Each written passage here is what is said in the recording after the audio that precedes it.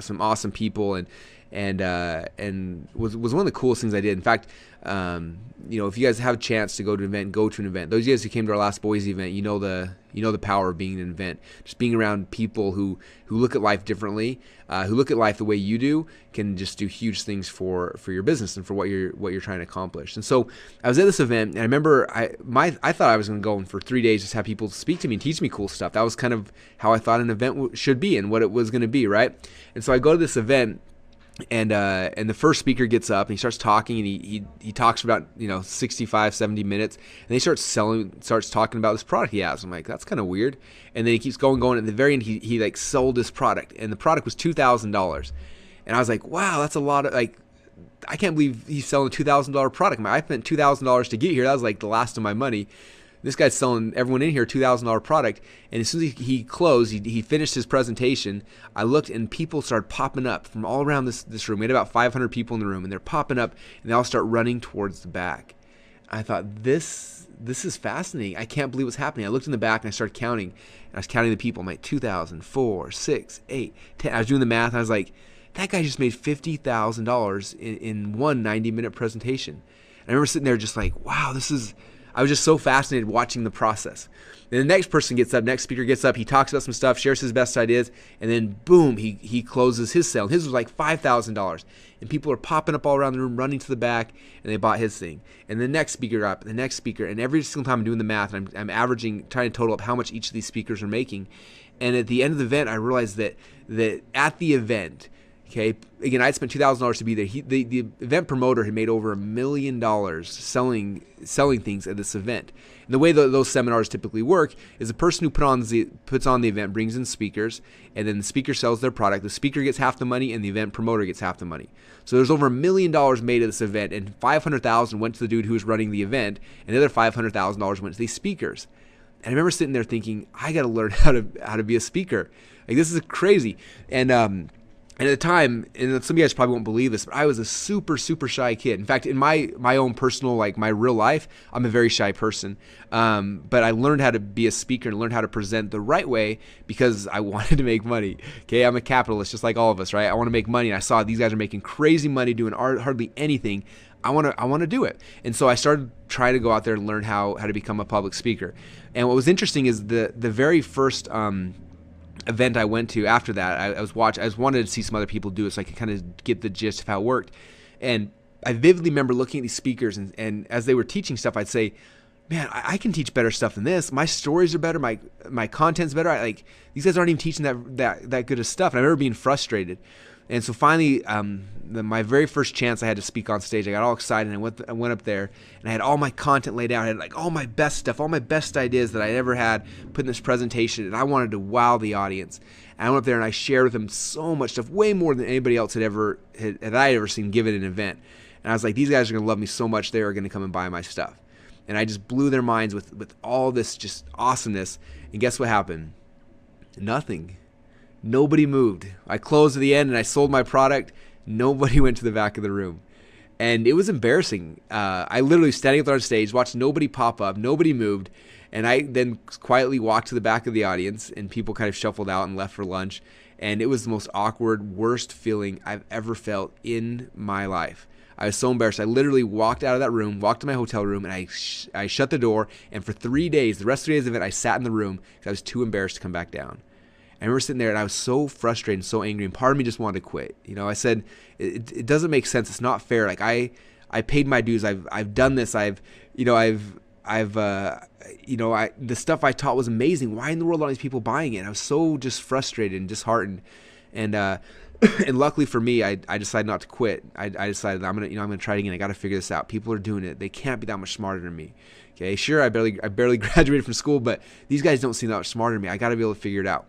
So then I got asked to speak at another event, and the promoter asked me how I did the last event, and I told him I did all right, and didn't really tell him any of the stats because he probably would have told me that I wasn't welcome to speak because that's how they make their money as well, right? And so I went to the next event, and I remember watching other speakers, and the speakers would do their close, and it always drove me crazy. They're like, I'm going to start the product at $10,000, but it's not $10,000. It's only $9,000, but it's not $9,000. It's only $8,000. It's not $8,000. It's only $7,000. They kept going through and drop down to the point where the price gets down to zero, to whatever, $2,000.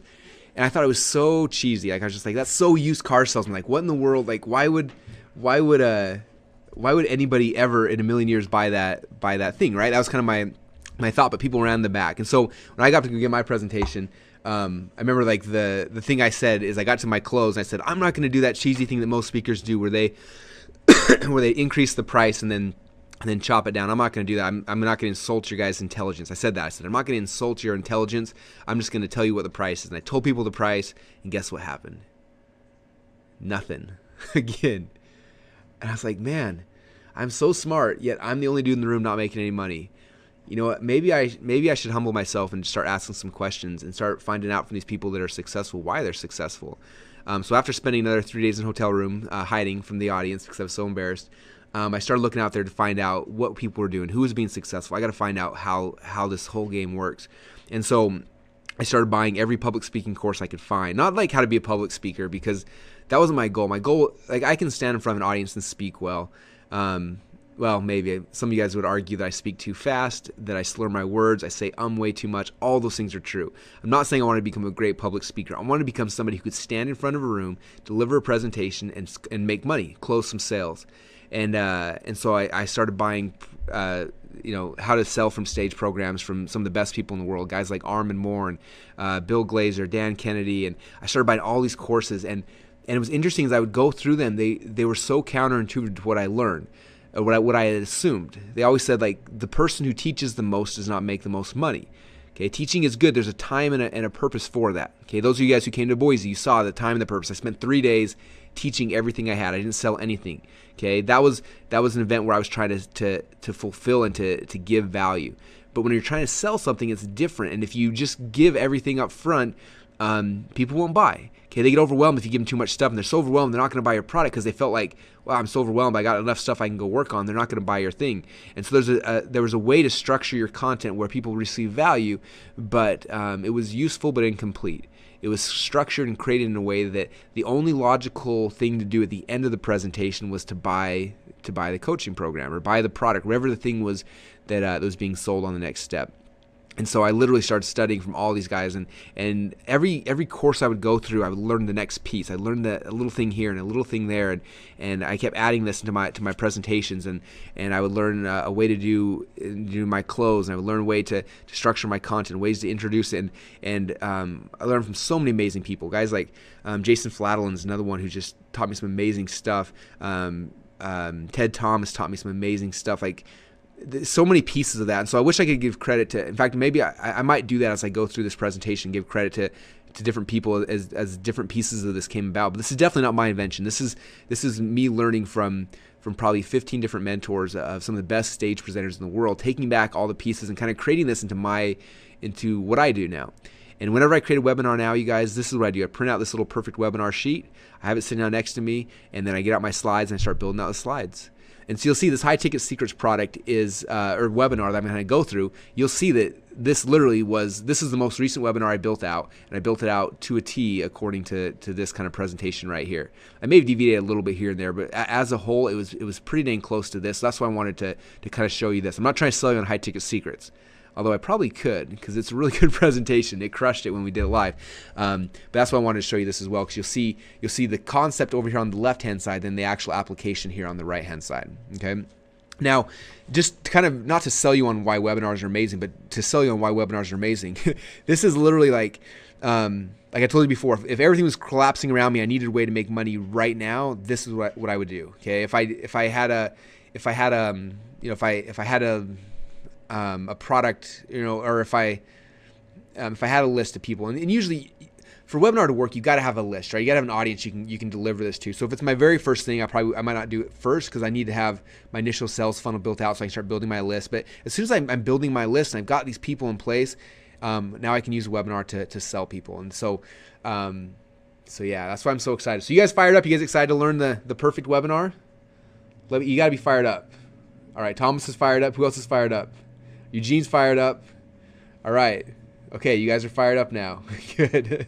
All right. Again, guys, this tool will serve you for the rest of your life. In fact, one day, I told some of you guys this story before, but we had 4 or 5 years ago, We had our business. We built up to 100 employees, and one day, literally out of the blue, all of our merchant accounts got shut down. I couldn't pay payroll. I couldn't pay staff. And for a year, I was trying to save this company that was collapsing around us to the point where we had to lay off tons of people, and we had to move from one building to the next. And the building we were in initially was about 20 or 25,000 square feet, and we're moving into a 2,500 square feet office.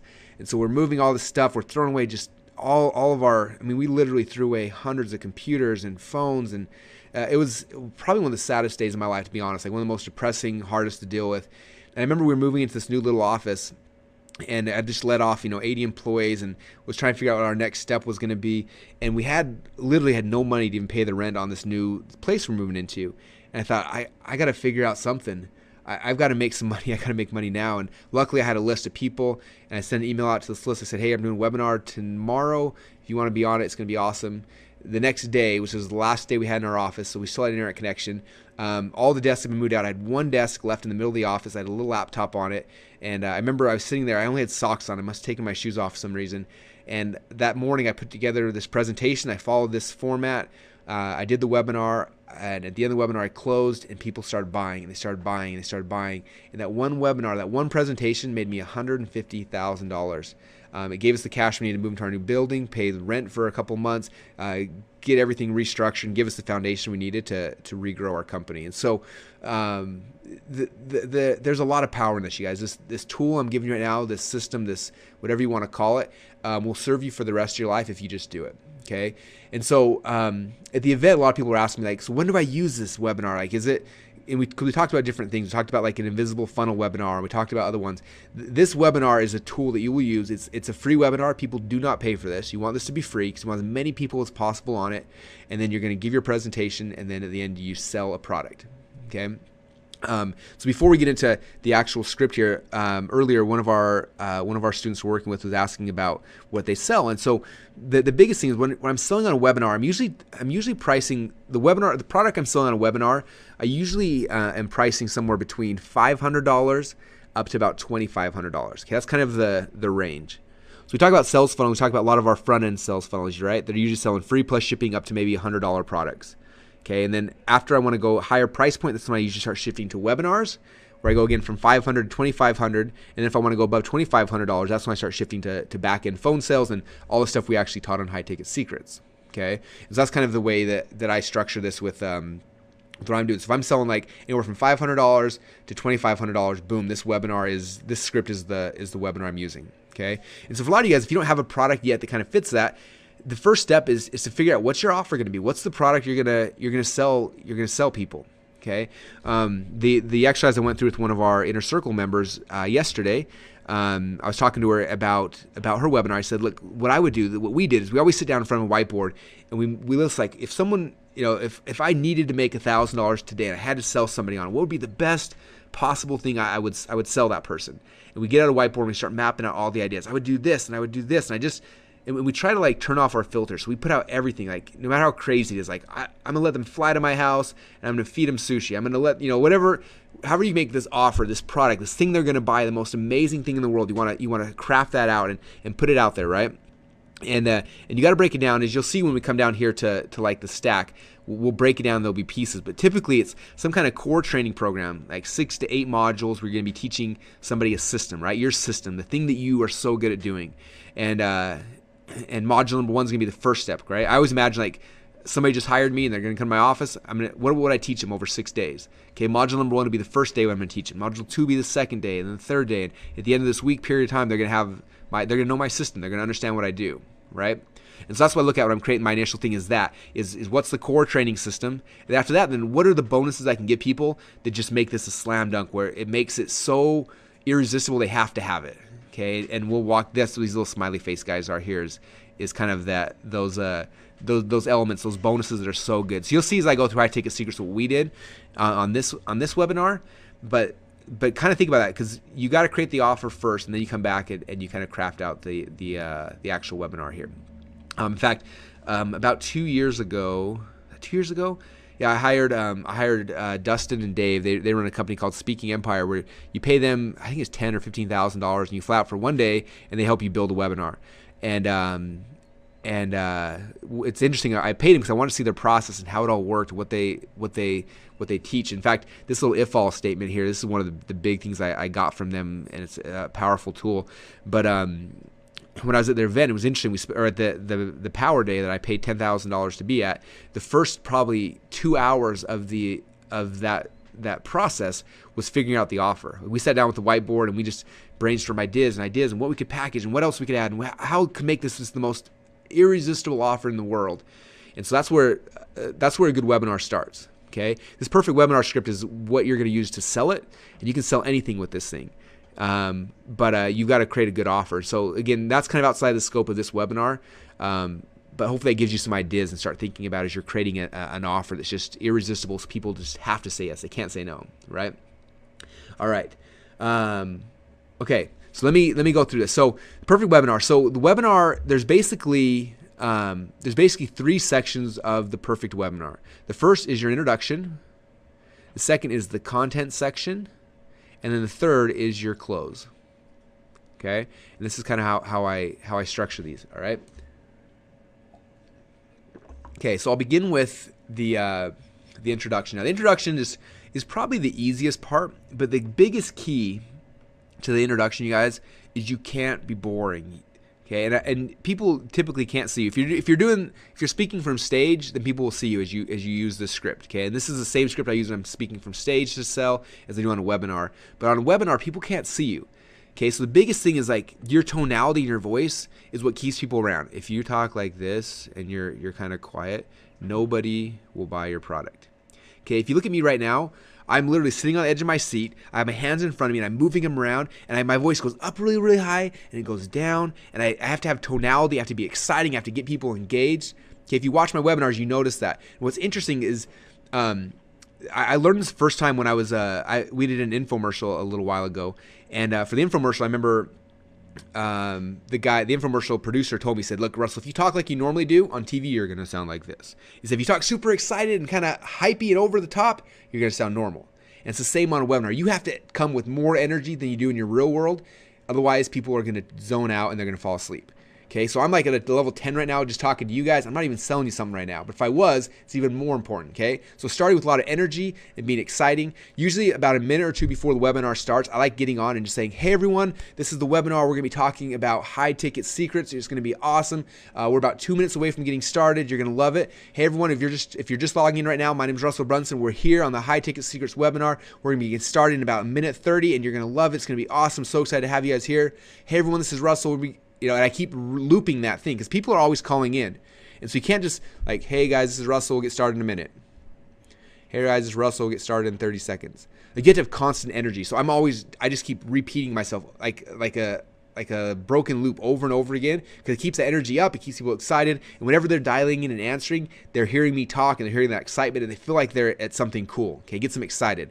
And usually I'll even run that over maybe 3 or 4 minutes past when the webinar is supposed to start. I'll be like, hey guys, the webinar officially started about a minute ago, but I'm not going to start yet because people are still logging in. I'm going to give them 1 or 2 more minutes, but I want to let you guys know you're in the right spot. I'm about to show you exactly how you can instantly increase your high ticket sales, blah, blah, blah, blah, blah, right? And I keep recapping that till about 2 or 3 minutes in, and now I'm going to start.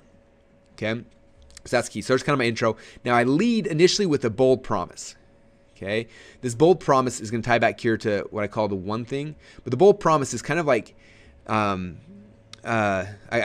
call it a ruler. Okay, it's like everyone's measuring you all the time, right? And if I come on a webinar and I start teaching, they're going to measure me versus every other webinar they've ever been on in the past. And they've been on people that are awesome on webinars. That's what they're going to judge me against. That's what the ruler is. That they're going to say, was that a good webinar or a bad? It's all going to be based on the ruler they're using. Okay, and so that I don't want to have them judge me based on just my presentation skills alone, because again, I'm going to talk too fast. I'm going to say a lot of ums. I'm going to slur things. I want them to judge me based on what I'm promising. So I'm saying, this is my big promise. So for me, here's my big promise. I said, hey guys, I'm going to show you how to instantly add high ticket sales to your sales funnel without you ever personally talking on the phone to anyone ever. Okay. At the end of this webinar, you're going to learn exactly how to do that. And if so, then this webinar will be a success. Okay. Boom. Big, huge promise. And that's not what they're judging it on. They're judging the entire webinar based on if this promise I just made them, if it's true. Okay, then if they're like, yeah, Russell taught me exactly how to build a sales funnel without personally talking on the phone to anyone ever, boom, okay? That's the ruler they're judging me against, and it's perfect. Okay. Next, I'm going to hook them to the end. So again, my goal is if you stay to the end of this webinar, I'm going to do something really, really cool. Okay. So what I did for this audience, I said, we're talking about call center. I said, like, if you guys stay till the end, I'm actually going to I'm going to open up my laptop, put on my webcam, I'm going to walk in, and you can actually see my call center. You guys want to see that? People are going crazy. They were so excited. Okay. You only get that if you stay till the end. Okay, now we've hooked them. Okay, because during the first 4 or 5 minutes of webinars, when like 90% of your people will leave, those that are going to leave. You can get past that first little hump, they're going to stay the entire 90 minutes. Okay, so you got to hook them fast. So you can hook them with